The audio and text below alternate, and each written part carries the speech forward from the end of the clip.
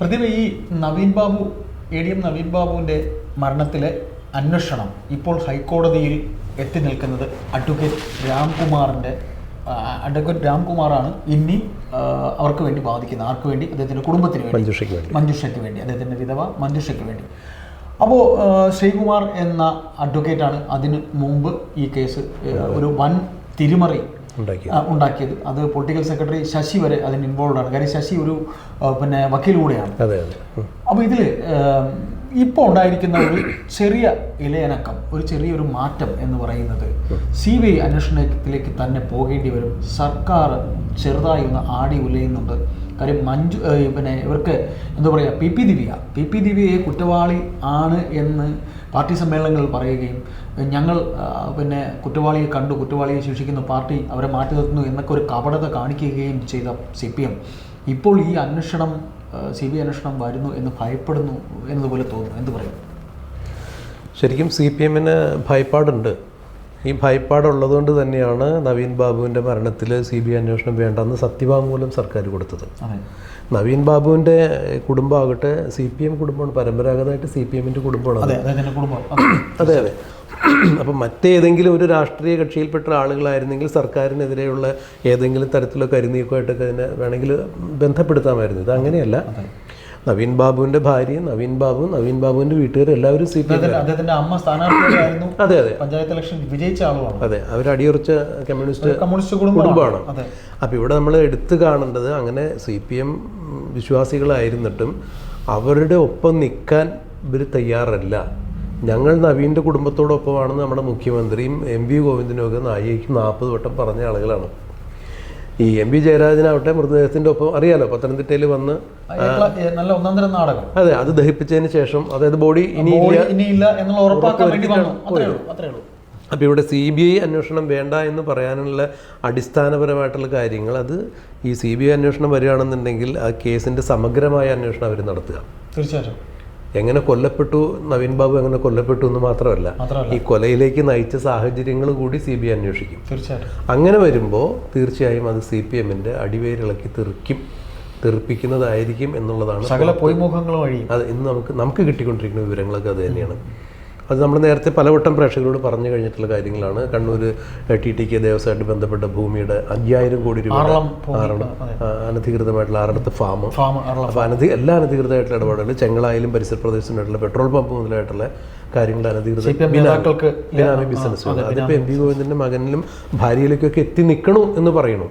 അതിൻ്റെ അടിസ്ഥാനം എന്താണെന്നുള്ളത്, അതെ, അതിൻ്റെയൊക്കെ കൃത്യമായ കണക്കും കാര്യങ്ങളും നവീൻ ബാബുവിൻ്റെ കയ്യിലുണ്ടായിരുന്നു. കാരണം റവന്യൂ വകുപ്പിൻ്റെ ഉദ്യോഗസ്ഥനായിരുന്നല്ലോ അദ്ദേഹം. അല്ലാതെ ഒരു കാര്യമില്ലാതെ നവീൻ ബാബുവിന് വെറുതെ ഈ ഇത്തരം ഒരു ദുരൂഹ സാഹചര്യത്തിൽ ഒരു മരണം എന്ന് അങ്ങനെ സംഭവിക്കുമ്പോൾ നവീൻ ബാബുവിൻ്റെ കുടുംബത്തിന് അത് ഒരു കാരണവശാലും ഉൾക്കൊള്ളാൻ പറ്റുന്നില്ല. കാരണം അദ്ദേഹം ആത്മഹത്യ ചെയ്യേണ്ട സാഹചര്യം ഉണ്ടായിരുന്നില്ല, വീട്ടിലുണ്ടായിരുന്നില്ല, ഔദ്യോഗിക ജീവിതത്തിലുണ്ടായിരുന്നില്ല. അദ്ദേഹത്തിന് ഇത്തരം സാഹചര്യങ്ങൾ അദ്ദേഹത്തിന്റെ ഔദ്യോഗിക ജീവിതത്തിൽ നിരന്തരം ഉണ്ടായിട്ടുള്ള 19 വയസ്സിൽ ജോലി കയറിയ ആളാണെന്ന് പറയുന്നു. സർക്കാർ കൺഫേർഡ് IAS കൊടുക്കുന്നത് തന്നെ അദ്ദേഹത്തിന്റെ ജോലിയിൽ പ്രാഗൽഭ്യം. അതെ, അതുകൊണ്ട് പിണറായി വിജയൻ തന്നെ നവീൻ ബാബു കറകളഞ്ഞ ഉദ്യോഗസ്ഥനാണെന്ന് പലവട്ടം പറഞ്ഞിട്ടുണ്ട്. അദ്ദേഹത്തിനെ അവര് CPM തന്നെ കൊണ്ട് ഇരുത്തിയെന്നും പറയുന്നുണ്ട്. കണ്ണൂർ പോലുള്ള ഒരു സ്ഥലത്ത് തീർച്ചയായിട്ടും അങ്ങനെ ഇരുത്തണം എന്നുണ്ടെങ്കിൽ CPMന് അത്ര വിശ്വാസമില്ലാത്ത ആളുകൾ അവരുടെ പിന്നീട് ഗെയിം എല്ലാം മാറുകയാണ്. അതെ. അപ്പോൾ ഇവിടെ ഈ CBI അന്വേഷണം വേണ്ട എന്ന് പറയുമ്പോൾ തന്നെ സർക്കാരിൻ്റെ ആഭ്യന്തര വകുപ്പിൻ്റെ സ്പെഷ്യൽ ഇൻവെസ്റ്റിഗേഷൻ ടീം ഇത് കുറ്റമറ്റ രീതിയിൽ അന്വേഷിക്കുന്നുണ്ടെന്ന് കൂടിയാണ് സത്യവാങ്മൂലത്തിൽ പറഞ്ഞത്. അവിടെ തന്നെ ഈ സത്യവാങ്മൂലം കൊടുത്തതിന് ശേഷം കോടതി സ്പെഷ്യൽ ഇൻവെസ്റ്റിഗേഷൻ ടീമിനോട് മറ്റൊരു കാര്യം പറഞ്ഞിട്ടുണ്ടായിരുന്നു. ഇതിൻ്റെ നാളിതുവരെയായിട്ടുള്ള അന്വേഷണ റിപ്പോർട്ടും കേസ് ഡയറിയും കൊടുക്കണമെന്ന് പറഞ്ഞു. ഇപ്പോഴല്ല, സിംഗിൾ ബെഞ്ചിൽ കേസ് വന്നപ്പോൾ അന്നേ പറയുന്നുണ്ട് ഇതിൻ്റെ അന്വേഷണ റിപ്പോർട്ട്, നാളിതുവരെ ഈ കേസിൻ്റെ അന്വേഷണ റിപ്പോർട്ട് പുരോഗതി എന്താണ്, കേസ് ഡയറി ഹാജരാക്കണം എന്ന് പറഞ്ഞു. അന്ന് 2 ആഴ്ച സമയം ആവശ്യപ്പെട്ടു. ഞാനൊരു സംശയിച്ചോട്ടെ, ഇത്തരത്തിലൊരു കേസ് എത്തുമ്പോൾ കേസ് ഡയറി തുടക്കത്തിലേ തന്നെ കൊടുക്കേണ്ടതില്ല എന്നാണ് കീഴ്വഴക്കം. അതാണ് നമ്മുടെ നിയമവൃത്തങ്ങളും പറയുന്നത്, അത് തന്നെയാണ്. അല്ല എന്നുണ്ടെങ്കിൽ കോടതി ആവശ്യപ്പെടുന്നൊരു സമയമുണ്ട്, ആ സമയത്തിനുള്ളിലെങ്കിലും കൊടുത്തിരിക്കണം. ഇത് സിംഗിൾ ബെഞ്ചിലെ 1ഉം 2ഉം സിംഗിൾ ബെഞ്ചിലെ ഒരു ഡിവിഷൻ ബെഞ്ച് കഴിഞ്ഞിട്ടും 3ാമത് ഡിവിഷൻ ബെഞ്ചിൽ വാദം വരുമ്പോഴും ഇപ്പോഴും കേസ് ഡയറി ഹാജരാക്കിയിട്ടില്ല എന്ന് പറയുമ്പോൾ എത്രത്തോളം അനാസ്ഥയാണ്. ഈ കുറ്റമറ്റ രീതിയിൽ സ്പെഷ്യൽ ഇൻവെസ്റ്റിഗേഷൻ ടീം ഈ കേസ് അന്വേഷിക്കുന്നുണ്ട് എന്ന് പറഞ്ഞ് സത്യവാങ്മൂലം കൊടുത്ത് സർക്കാരിൻ്റെ ഭാഗത്തു നിന്നുണ്ടായി. സത്യത്തിൽ ഒരു ചെറിയ കാര്യം എനിക്ക് ചോദിക്കാനുള്ളത്, സാധാരണ ഇത്തരത്തിലൊരു കേസ് ഉണ്ടാകുമ്പോൾ പബ്ലിക് പ്രോസിക്യൂഷൻ എന്ന് പറയുന്നത് സർക്കാർ പറയുന്നത് സർക്കാർ ജനങ്ങൾക്ക് വേണ്ടിയുള്ളതാണ് പബ്ലിക് പ്രോസിക്യൂഷൻ. അപ്പോൾ അവർ ഇതിൻ്റെ ഒരു സത്യമല്ലേ ശരിക്കും ജനങ്ങളെ അറിയിക്കേണ്ടത്? ഇവിടെ പബ്ലിക് പ്രോസിക്യൂഷൻ കാണിക്കുന്നത് ശരിക്കും ഒരു നിഷേധാത്മകമായിട്ടുള്ള. അതെ, അത് തന്നെയാണ് ഇവിടെ പ്രശ്നം. അതായത് ഈ നവീൻ ബാബുവിൻ്റെ കുടുംബജീവിതത്തിൽ, ഔദ്യോഗിക ജീവിതത്തിൽ നവീൻ ബാബുവിനെ ആത്മഹത്യ ചെയ്യേണ്ടതായ യാതൊരു സാഹചര്യമില്ല. അദ്ദേഹത്തെ സംബന്ധിച്ചിടത്തോളം അദ്ദേഹത്തിന് അങ്ങനെയുള്ള ശത്രുക്കളുമില്ല, ജീവിതത്തിലും പ്രശ്നങ്ങളില്ല. അപ്പോൾ നവീൻ ബാബുവിൻ്റെ മരണത്തിൽ അടിമുടി ദുരൂഹതയാണെന്ന് കുടുംബം ആരോപിച്ചിട്ടുള്ളത്. കെട്ടിത്തൂങ്ങി അദ്ദേഹം മരിച്ചതല്ല, അദ്ദേഹത്തെ കൊന്നതിന് ശേഷം കെട്ടിത്തൂക്കിയതാണ് എന്ന് ഞങ്ങളിപ്പോഴും ഉറച്ച് വിശ്വസിക്കേണ്ടതാണ്. ആർഗ്യുമെൻ്റ് റിപ്പോർട്ടിൽ വരെ ജോൺ റാൾഫ് എഴുതി കൊടുത്തിരിക്കണം, 128 പേജുള്ള ആർഗ്യുമെൻ്റ് റിപ്പോർട്ടിൽ. ഇന്നും കഴിഞ്ഞ ദിവസം ഡിവിഷൻ ബെഞ്ചിലും ഇത് തന്നെയാണ് മഞ്ജുഷ ആവർത്തിച്ചത്. കെട്ടിത്തൂക്കി കൊലപ്പെടുത്തി എന്ന് തന്നെ, കൊലപാതകം നടന്നതിന് ശേഷം കെട്ടിത്തൂക്കിയതാണ് എന്ന് ഞങ്ങൾ സംശയിക്കുന്നു. അതിലേക്ക് വിരൽ ചൂണ്ടുന്ന നിരവധി ചോദ്യങ്ങളും ഉത്തരങ്ങളും ഒക്കെ അവർക്കുള്ള സംശയങ്ങൾ അവരത് ആ ആർഗ്യുമെൻ്റ് റിപ്പോർട്ടിൽ കൃത്യമായിട്ട് അവരുടെ ആദ്യത്തെ അഭിഭാഷകൻ ജോൺ റാൾഫ് പറഞ്ഞിട്ടുണ്ട്. ഈ സിംഗിൾ ബെഞ്ചിൽ വന്നു കഴിഞ്ഞപ്പോൾ സിംഗിൾ ബെഞ്ചിൻ്റെ ജഡ്ജിക്ക് ഈ പറഞ്ഞ കാര്യങ്ങളൊന്നും ബോധ്യമായില്ല എന്ന് വേണം മനസ്സിലാക്കാൻ. കോടതി അലക്ഷ്യമല്ല, നമ്മൾ കോടതി ജഡ്ജിമെൻറ്റിനെ തള്ളി പറയുകയല്ല. തീർച്ചയായിട്ടും. പക്ഷേ ഈ അന്ന് കൗസൽ എടപ്പകത്ത് പറഞ്ഞത് ഒരു കാരണവശാലും ഈ കേസ് CBI അന്വേഷിക്കേണ്ടതായി ഇല്ല, അങ്ങനെയുള്ള സാധ്യതയില്ല, അതിനൊരു സാഹചര്യമില്ല. അതുകൊണ്ട് ഒരു മേലുദ്യോഗസ്ഥൻ്റെ കൂടി ഒരു മേൽനോട്ടത്തിൽ ഈ അന്വേഷണം നടക്കട്ടെ എന്നുള്ളൊരു വിധിയാണ് അദ്ദേഹം അന്ന് പറഞ്ഞത്. പിന്നീട് ഡിവിഷൻ ബെഞ്ചിലേക്ക് വന്നു. ഡിവിഷൻ ബെഞ്ചിൽ അന്ന് ഈ ജോൺ റാൾഫ്, ആദ്യത്തെ അഭിഭാഷകനും മഞ്ജുഷയുടെ കുടുംബം തമ്മിൽ അതിനിടയ്ക്ക് എന്തോ ഒരു വിഷയം ഉണ്ടായിട്ടുണ്ട്. കാരണം അദ്ദേഹം പറഞ്ഞത് ഇങ്ങനെയാണ് നമ്മൾ അറിഞ്ഞത്. അദ്ദേഹം പറഞ്ഞതിന് ഡിവിഷൻ ബെഞ്ചിനെ സമീപിക്കേണ്ടതില്ല, നമുക്ക് നേരെ സുപ്രീം കോടതിയിലേക്ക് പോകാം അവിടെയും ആരോ എന്നാണ് പറഞ്ഞത്. അപ്പോൾ സുപ്രീം കോടതിയിലേക്ക് ജോൺ റാൾഫ് പോകാം എന്ന് പറയുമ്പോൾ പിന്നെ സാധ്യത സുപ്രീം കോടതി ലാസ്റ്റ് സ്റ്റേജാണല്ലോ. ഇൻ കേസ് എന്തെങ്കിലും തരത്തിലൊരു അവിടെ എന്തെങ്കിലും ഒരു ബുദ്ധിമുട്ടുണ്ടായി കഴിഞ്ഞാൽ പിന്നെ അതിന് സാധ്യതയില്ല. അപ്പോൾ അതുകൊണ്ട് ഡിവിഷൻ ബെഞ്ചിൽ ഒരു പരീക്ഷണം കൂടി നടത്തിയിട്ട് പോകുന്നതായിരിക്കും. അപ്പോൾ അത് സീനിയർ അഭിഭാഷകനായ ജോൺ റാൾഫിന് ചിലപ്പോൾ അത് എന്തെങ്കിലും തരത്തിലൊരു മാനസിക ബുദ്ധിമുട്ടുണ്ടാക്കിയിട്ടുണ്ടാകും. എന്തായാലും കേസ് അദ്ദേഹം വക്കാലത്ത് ഒഴിഞ്ഞ പിന്നെ സുപ്രീം കോടതിയിൽ തന്നെ, അല്ല ഹൈക്കോടതിയിൽ തന്നെ ഒരു മികച്ച അഭിഭാഷകൻ ശ്രീകുമാർ, അത് പാർട്ടിയുടെ വലിയ പാർട്ടി ഏർപ്പെടുത്തിയ ഒരു മികച്ച തിരക്കഥയുടെ ബാക്കി ഭാഗമാണ്. അതെ, ഇപ്പോൾ ടി.പി. ചന്ദ്രശേഖരൻ വധത്തിലൊക്കെ അദ്ദേഹം വാദിച്ചിട്ടുണ്ടായിരുന്നു. അതുപോലെ നമ്മുടെ കാസർഗോഡത്തെ ചെറുപ്പക്കാരുടെ പെരിയ കൊലപാതകത്തിൽ ആ കേസും അട്ടിമറിക്കപ്പെട്ടു. അപ്പോൾ ഈ മഞ്ജുഷയുടെ ഭർത്താവിൻ്റെ അനിയൻ പ്രവീൺ ബാബു, അദ്ദേഹം അഭിഭാഷകനാണ്. അപ്പോൾ ഈ ഹൈക്കോടതിയിലുള്ള ഈ അഭിഭാഷകരുടെയൊക്കെ പശ്ചാത്തലം അവർക്ക് കൃത്യമായിട്ട് അറിയാം. പിന്നെ എങ്ങനെയാണ് ഈ കേസ് ശ്രീകുമാറിലേക്ക് എത്തിയതെന്നുള്ളത് നമുക്ക് മനസ്സിലാക്കാൻ സാധിക്കുന്നില്ല. രാംപിള്ളയിലേക്കാണ് ആദ്യം ചെന്നത്. പക്ഷേ രാംപിള്ളയുടെ പ്രായാധിക്യം കൊണ്ട് ആ കേസ് അദ്ദേഹം ഇപ്പോൾ എടുക്കുന്നില്ല. അങ്ങനെ അതുകൊണ്ടാണ് പിന്നെ ഇങ്ങോരിലേക്ക് എത്തിയെന്ന് പറയുന്നത്. അതെന്തുവാണ് ഇപ്പോൾ രാംകുമാറാണ്, നേരത്തെ രാംപിള്ളയാണ്. രാംകുമാർ വേറെയാണ്. ഈ രാംകുമാർ സീനിയർ വേഷം. അതെ. അപ്പോൾ ഈ ശ്രീകുമാർ അവിടെ ശരിക്കും വേണ്ടി എന്താണ് പറഞ്ഞത്? CBI അന്വേഷണം അല്ലെങ്കിൽ ക്രൈംബ്രാഞ്ച് അന്വേഷണമെങ്കിലും വേണം. ഇതാരും ആവശ്യപ്പെട്ടിട്ടില്ല. അല്ല, അതിലൊരു വൺ ഗെയിമാണ്. അതായത് കോടതിയെ തെറ്റിദ്ധരിപ്പിച്ച് ക്രൈംബ്രാഞ്ച് അന്വേഷണത്തിലേക്ക് ഇത് കൊണ്ടുപോകും. കുടുംബത്തെ തെറ്റിദ്ധരിപ്പിക്കുകയല്ലേ ചെയ്തത്? ശരിക്കും കോടതിയും തെറ്റിദ്ധരിപ്പിച്ചു. അവരാവശ്യപ്പെടാത്തൊരു കാര്യം. അപ്പോൾ കോടതിക്ക് ഇത് കേൾക്കുമ്പോൾ കോടതിയുടെ ഭാഗത്തുനിന്ന് അങ്ങനെ ഒരു തീരുമാനം വരികയാണ്, ക്രൈംബ്രാഞ്ച് അന്വേഷണം ആയിക്കോട്ടെ എന്ന് കോടതി വിചാരിക്കുകയാണെങ്കിൽ ഇവര് ഇല്ലേ? അല്ല പ്രതിഭ, അത് മുൻകൂട്ടി തയ്യാറാക്കപ്പെട്ട തീർച്ചയായിട്ടും. അപ്പോൾ അത് അപ്പോൾ തന്നെ വീട്ടുകാരെ എതിർത്തു. ശ്രീകുമാറിനെ വിളിച്ചിട്ട് അത് മാത്രമല്ല, വീട്ടുകാരെ എതിർത്തത് മാത്രം എന്നല്ല, സാമൂഹ്യ മാധ്യമങ്ങളിലൂടെയും അല്ലാതെ പൊതുബോധവും അതിനെ വല്ലാതെ ഞെട്ടലോടെയാണ്. അതെ, അതൊരു അവിടെ എന്താണ് നടന്നത് നാടകം തന്നെയാണെന്ന് അർത്ഥത്തിൽ തന്നെയാണ് മാധ്യമങ്ങളെല്ലാം. അപ്പോഴാണ് അദ്ദേഹത്തിന്റെ കുടുംബം അറിയുന്നത് തന്നെ എന്നുള്ളതാണ് വേറൊരു സത്യം. അതെ, അവർ പറഞ്ഞല്ലോ. അപ്പോൾ ഈ ഇങ്ങനെ ഒരു സംഭവം ഉണ്ടായപ്പോൾ അവർ പറഞ്ഞു ഞങ്ങളിത് ആവശ്യപ്പെട്ടിട്ടില്ല, അത് തിരുത്തി പറയണമെന്ന് പറഞ്ഞപ്പോൾ ഞാൻ പറഞ്ഞതാണ്, ഇനി ഞാനത് തിരുത്തി പറയില്ല എന്ന ദാർഷ്ട്യത്തിന്റെ ഭാഷയാണ് അഭിഭാഷകൻ ഉപയോഗിച്ചത്. അപ്പോൾ ഈ ഹൈക്കോടതിയെ സംബന്ധിച്ചിടത്തോളം വേറെ ഒരു ആനുകൂല്യം ഇവർക്ക് കിട്ടിയെന്ന് വെച്ച് കഴിഞ്ഞാൽ, വാദം കേട്ട് വിധി പറയുവാൻ വേണ്ടി വെച്ചൊരു കേസിൽ വീണ്ടും ഒരു വാദം കേൾക്കുക എന്ന് പറഞ്ഞു കഴിഞ്ഞിട്ടുണ്ടെങ്കിൽ അത് അത്രത്തോളം ബോധ്യം ഉണ്ടായതുകൊണ്ടാണ്. വീണ്ടും വാദം ഞങ്ങളെ ഒന്നുകൂടി കേൾക്കണം എന്ന് പറഞ്ഞു കഴിഞ്ഞപ്പോൾ രാംകുമാർ മികച്ച അഭിഭാഷകനാണ്. അപ്പോൾ ഈ വിഷയം കോടതിയുടെ ശ്രദ്ധയിൽപ്പെടുത്തിയോണ്ട് ഞങ്ങളെ ഒന്നുകൂടി കേൾക്കണം, ഇതായിരുന്നില്ല അവരുടെ ആവശ്യം എന്ന് ബോധ്യപ്പെടുത്തി കഴിയുമ്പോൾ കോടതി വാദം കേട്ടു, ഇങ്ങനെ കാര്യങ്ങൾ സവിസ്തരം പറഞ്ഞു. പക്ഷേ ഈ നവീൻ ബാബുവിൻ്റെ മൃതദേഹം ഇൻക്വസ്റ്റ് ചെയ്തത് മുതൽ പോസ്റ്റ്മോർട്ടം കഴിഞ്ഞു നാട്ടിൽ കൊണ്ടുവന്ന് മൃതദേഹം ദഹിപ്പിക്കുന്നത് വരെ അതീവ ജാഗരൂകരായിരുന്നു ആര്? CPM. അല്ല, അതിലുള്ളൊരു അദ്ദേഹത്തിന് എം വി ജയരാജനെ വീണ്ടും കണ്ണൂർ പാർട്ടി സെക്രട്ടറി ആക്കിയത് തന്നെ ആ കള്ളത്തിനെ ഏറ്റവും പ്രായോഗികമായി കൊണ്ടുപോയി പരിസമാപ്തിയിൽ എത്തിച്ചതിൻ്റെ ഒരു ഗുഡ്വില്ലാണ് ഇപ്പോൾ ആക്കിയത്. നോക്കൂ, ഇപ്പോൾ ഇൻക്വസ്റ്റ് പ്രതിഫലമാണ്.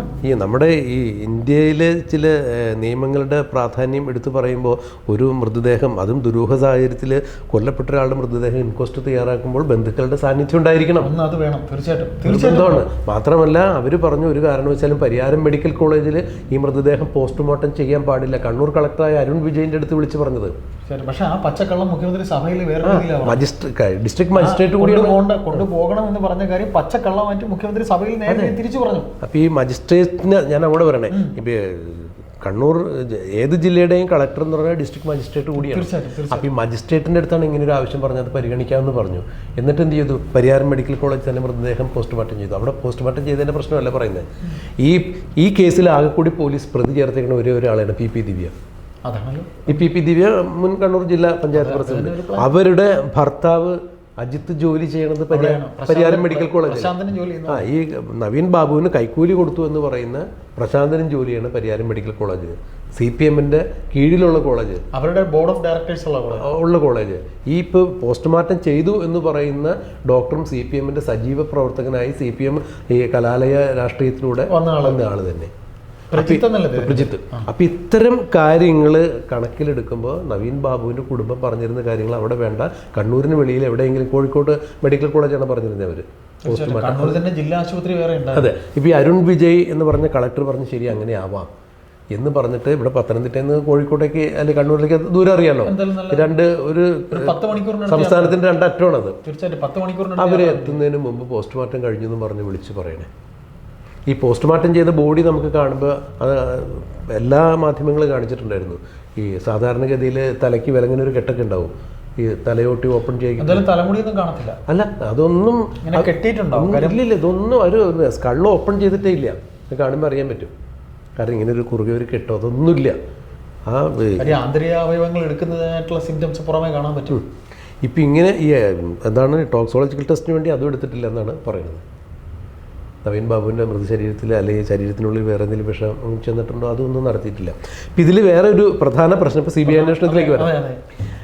ഈ സുപ്രീം കോടതിയുടെ വളരെ കാലം മുമ്പുള്ളൊരു ഉത്തരവുണ്ടായിരുന്നു. ഏതോ ഒരു കേസ് കൃത്യമായിട്ട് ഞാൻ ഓർക്കുന്നില്ല, കേസിൻ്റെ വിധിയുമായിട്ട് ബന്ധപ്പെട്ടിട്ട് സർക്കാർ ഉദ്യോഗസ്ഥർ, അതായത് സർക്കാരിൻ്റെ ഉന്നത ഉദ്യോഗസ്ഥന്മാർ ഏതെങ്കിലും ഒരു കുറ്റകൃത്യത്തിൽ പങ്കാളിയാണ് എന്ന് ബോധ്യമുണ്ട് എങ്കിൽ തീർച്ചയായും അത്തരം കേസുകൾ CBI അന്വേഷണത്തിന് വിടാവുന്നതാണ്. അങ്ങനെയൊരു സംഭവം ക്ലോസ് ഉണ്ട്. അങ്ങനെ ഒരു ക്ലോസ് ഉണ്ടെങ്കിൽ തീർച്ചയായിട്ടും സർക്കാരിൻ്റെ ഉന്നത ഉദ്യോഗസ്ഥനാണ് ഡിസ്ട്രിക്ട് മജിസ്ട്രേറ്റായ കളക്ടർ. ഈ കളക്ടറുടെ ചേംബറിൽ ചെന്ന് നവീൻ ബാബു എനിക്ക് തെറ്റുപറ്റി എന്ന് കളക്ടറാണ് പോലീസിന് മൊഴി കൊടുത്തിരിക്കുന്നത്. മാത്രമല്ല ഈ കളക്ടറുടെ നിർദ്ദേശപ്രകാരം ക്ഷണപ്രകാരമാണ് PP ദിവ്യ നവീൻ ബാബുവിന്റെ യാത്രയപ്പ് ചടങ്ങിലേക്ക് എത്തിയിരിക്കുന്നത്. അപ്പോഴും കളക്ടർ PP ദിവ്യയോട് പറഞ്ഞു എന്നുള്ളൊരു വാക്ക് നമ്മൾ കേട്ടിട്ടുണ്ട്. എങ്ങനെയാണ് നവീൻ ബാബുവിനെ ഈ PP ദിവ്യ വിമർശിക്കുകയാണെങ്കിലും ജനങ്ങളുടെ മുമ്പിൽ അതീവ രൂക്ഷമായ ഭാഷയിൽ വിമർശിക്കരുത് എന്ന് കളക്ടർ പറഞ്ഞതായ ഒരു സ്റ്റേറ്റ്മെന്റ് വേറെ വന്നിട്ടുണ്ട്. അപ്പോൾ ഏത് നിലയ്ക്ക് നോക്കിയാലും കളക്ടർ ഈ കേസിൽ പ്രതിയാക്കി അന്വേഷിക്കാവുന്ന കാര്യം തന്നെയാണ്, ഇൻവോൾവ്ഡ് ആണ്. അപ്പോൾ ഇത് തന്നെ നവീൻ ബാബുവിൻ്റെ ഭാര്യയും പറഞ്ഞേക്കണത്. മഞ്ജുഷ പറഞ്ഞത് കളക്ടർ ഒരു കാരണവശാലും നവീൻ ബാബുവിൻ്റെ മൃതദേഹം സംസ്കരിക്കുന്ന ചടങ്ങിലേക്ക് പത്തനംതിട്ടയിലേക്ക് വരാൻ പാടില്ല. തീർച്ചയായിട്ടും പറഞ്ഞു, വരരുതെന്ന് പറഞ്ഞു. അപ്പോൾ തീർച്ചയായും വേറെ ആരോടും അവർ പറഞ്ഞിട്ടില്ല. ആരോടും പറഞ്ഞിട്ടില്ല. അപ്പോൾ അങ്ങനെയാണെങ്കിൽ തീർച്ചയായും അവർക്കും ആ കാര്യത്തിൽ ചില സംശയങ്ങളുണ്ട്, അവരുടെ കുടുംബത്തിനുണ്ട്, സംശയമുണ്ട്. തീർച്ചയായിട്ടും ഈ പ്രതിസ്ഥാനത്ത് ആരോപിക്കപ്പെടാവുന്ന ആൾ തന്നെയുള്ള സർക്കാരിൻ്റെ ഉന്നത ഉദ്യോഗസ്ഥനായ കളക്ടർ. അങ്ങനെയാണെങ്കിൽ ഇത് കോടതിക്ക് അറിയാവുന്ന കാര്യം. സുപ്രീം കോടതിയുടെ ഇങ്ങനെ ഒരു ഉത്തരവ് നേരത്തെ ഉള്ളതാണല്ലോ. തീർച്ചയായിട്ടും പിന്നെ എന്തുകൊണ്ടാണ് ഈ സിംഗിൾ ബെഞ്ചിലെ ജഡ്ജി ഇത് കാണാതെ പോയത്? കറക്റ്റാണ്. അപ്പോൾ ഒരാളെ ഒരു കേസ് അന്വേഷിക്കുക എന്ന് പറഞ്ഞാൽ മുൻവിധിയോട് കൂടിയല്ലോ, ഇതിന് സത്യം തെളിയാൻ വേണ്ടിയിട്ടല്ലേ. അപ്പോൾ അന്വേഷിച്ചു, അവർക്ക് പങ്കില്ല, ഓക്കെ. പ്രതി പറഞ്ഞ പോലെ മുൻവിധിയാണ് ഏറ്റവും കൂടുതൽ. അതെ. അപ്പോൾ വീണ്ടും ഇപ്പോൾ ഡിവിഷൻ ബെഞ്ചിലേക്ക് ഈ കേസ് വന്നു കഴിഞ്ഞപ്പോൾ ഇത്തരം കാര്യങ്ങൾ വീണ്ടും നിയമത്തിൽ വൈദഗ്ധ്യം നേടിയ ആളുകൾ പലരും ഈ രാംകുമാർ എന്ന അഭിഭാഷകൻ്റെ ജൂനിയേഴ്സിനെയൊക്കെ ബോധ്യപ്പെടുത്തിയിട്ടുണ്ട്. അദ്ദേഹത്തിന് അത് ബോധ്യപ്പെടുത്താതെ അദ്ദേഹത്തിന് അറിയാൻ പറ്റും, അദ്ദേഹം സീനിയറാണല്ലോ. അപ്പോൾ ഇങ്ങനെ ഒരു സംഭവം ഇതിൽ സാധ്യതയുണ്ട്. അതുകൊണ്ട് തന്നെ ഈ വിഷയത്തിൽ CBI അന്വേഷണം വരാനുള്ള ചാൻസ് കൂടുതൽ കാണുന്നുണ്ട് എന്നാണ് പറയുന്നത്. പിന്നെ നമ്മുടെ നാടാണ് ഇപ്പോൾ അത് ഈ പറയുന്നത് നമ്മുടെ നാട് എന്ന് പ്രദീപ് പറഞ്ഞുകൊണ്ട് തന്നെ കാര്യം ഇത് BJP ഗവൺമെന്റ് കൂടെയാണ് തീരുമാനിക്കാനുള്ളത്. ഇവിടെ കേന്ദ്രമാണ് CBI അന്വേഷണത്തിന്റെ പച്ചക്കൊടി കാണിക്കാനുള്ളത്. അല്ല, അതിൽ വേറൊരു കാര്യം എന്ന് പറഞ്ഞപ്പോൾ ഈ കേരളം കണ്ട ഏറ്റവും പ്രമാദമായൊരു കേസാണ് മുഖ്യമന്ത്രി പിണറായി വിജയൻ ലാവ്ലിൻ കേസ്. ഇത് സുപ്രീം കോടതിയിൽ, ഇന്ത്യയുടെ പരമാധികാര കോടതിയിൽ 37 പ്രാവശ്യം മാറ്റിവെച്ചതാണ് കേസ്. കോടതിയിൽ ഡയറക്റ്റായിട്ട് മാറ്റിവെക്കപ്പെട്ടു. അല്ലാതെ തന്നെ ക്ലറിക്കൽ ലെവലിൽ കേസ് മാറ്റിവെച്ച കാര്യങ്ങളൊക്കെ നോക്കുമ്പോൾ ഏതാണ്ട് 50 പ്രാവശ്യത്തിലധികമാണ് കേസ് പോസ്റ്റ്പോൺ ചെയ്തേക്കുന്നത്. അപ്പോൾ ഇത്രയും പ്രമാദമായൊരു കേസ് അവിടെ അങ്ങനെ മാറ്റിവെക്കാൻ പിണറായി വിജയനെ പോലുള്ള ഒരു നേതാവിന് സാധിച്ചു എന്നുണ്ടെങ്കിൽ തീർച്ചയായും ഒരു CBI അന്വേഷണത്തെ ഏത് വിധത്തിൽ അദ്ദേഹത്തിന് സ്വാധീനിക്കാൻ സാധിക്കില്ല എന്നാണ് ഇപ്പോൾ പൊതുസമൂഹം പറയുന്നത്. അതിൻ്റെ സത്യാവസ്ഥ പറയാൻ നമ്മളാളല്ല. പക്ഷെ അത് ഈ പറയുന്ന പോലെ ഇനിയിപ്പോൾ ഒരു പഞ്ചായത്ത് ഇലക്ഷൻ വരുന്നത് കൊണ്ട്, തദ്ദേശ ഇലക്ഷൻ വരുന്നത് കൊണ്ട് BJPയെ സംബന്ധിച്ച് രാഷ്ട്രീയമായിട്ട് അവർക്കൊരു ആയുധമായത് കൊണ്ട് തന്നെ ഈ അന്വേഷണത്തിലേക്ക് പോകാനുള്ള സാധ്യത ഉണ്ടാകുമെന്ന് തന്നെ പറയാം എന്ന് തന്നെയാണ് നിയമവൃത്തങ്ങളൊക്കെ കാണിക്കുന്നത്. അത് തന്നെ കാരണം ഈ ഡിവിഷൻ ബെഞ്ച് CBI അന്വേഷണത്തിന് ഉത്തരവിടാൻ സാധ്യതയുണ്ട് എന്ന് പറയുന്നു. ഇപ്പോൾ രാംകുമാർ അത്തരം കാര്യങ്ങൾ അവരുടെ ശ്രദ്ധ ഏതായാലും നമുക്ക് പ്രതീക്ഷിക്കാം അങ്ങനെ ഒരു സന്തോഷ വാർത്ത കേരള സമൂഹത്തിന് കേൾക്കാൻ കഴിയും. അതെ, കേരളത്തിന്റെ പൊതുബോധത്തിൽ അല്ലെങ്കിൽ കേരളത്തിന്റെ മനസാക്ഷിയിൽ ഇന്നൊരു വലിയ വിങ്ങലായിട്ട് തന്നെയാണ് നിൽക്കുന്നത്. അത് തീരാനായിട്ട് അല്ലെങ്കിൽ അതിന്റെ സത്യാവസ്ഥ അറിയണമെന്ന് ജനം വളരെയധികം ആഗ്രഹിക്കുന്നുണ്ട്, പൊതുജനം. അതെ, അപ്പോൾ ആ സത്യാവസ്ഥ കതിരും പതിരും തിരിയട്ടെ നമുക്കും ആഗ്രഹിക്കാം.